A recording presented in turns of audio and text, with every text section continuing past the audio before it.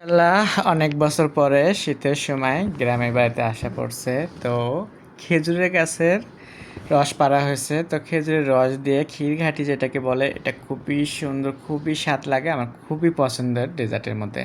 তো খেজুরের রস আজকে অনেক কেনা হয়েছে, 15-20 কেজির মতো। তো রস দিয়ে কিন্তু আজকে ক্ষীরঘাটি হবে। তো এই রসগুলো আমাদের সবগুলো সেকে সুন্দরভাবে নিয়েছে, দেখতে পাচ্ছেন কতটা সুন্দর। আর এখন জাল করা হচ্ছে। তো এটাকে জাল করে করে কিন্তু কমাতে হবে। তো দেখা গেছে এক পাতিলে যদি 20 কেজি না আটে, তাহলে কিছুটা জাল করে কমাতে হয়, তা না হলে 2 পাতিলে বসাতে হয়। তো আমাদের এখানে দেখা গেছে বেসিকলি একটা চুলোতে বড় পাতিলে করে নিয়ে আমরা একদম জাল করে নিচ্ছি। তো জাল করা হয়ে গেলে এখন আমরা এখানে কমে গেছে কিছুটা, আর এখন দিয়ে দিচ্ছি পোলার চাউল। তো আমরা এখানে হাফ 1 কেজির মতো পোলার চাউল দিচ্ছি। তো আপনারা চাইলে আর একটু বেশি দিতে পারেন, কমও দিতে পারেন।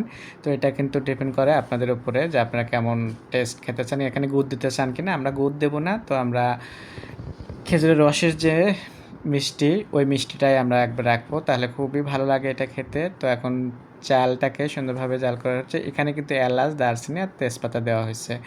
তো সাথে আমরা আর একটা পাতা দেবো, সবুজ হলুকা, যেটাকে আমরা গ্রামে বলি শ্যাল্লা পাতা। এটা আমাদের এরকম ক্ষীর ঘাটলে সেখানে দেওয়া হয়, আবার খিচুড়ি রান্না করলে, পোলাও রান্না করলে সেখানে দেওয়া হয়। খুব সুন্দর ঘ্রাণ আসে এই পাতাটা।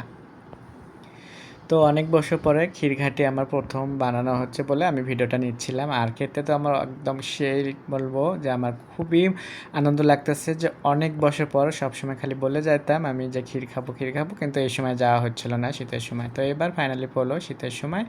তো আমি অনেক মজা করে, আমি শীতের কিছু পিঠা আছে রসের, তারপর অন্যান্য পিঠা, ক্ষীরঘাটি এগুলো খাবো। তো ফাইনালি আমার এটা হয়ে গেল। আশা করি আপনাদের ভালো লাগবে।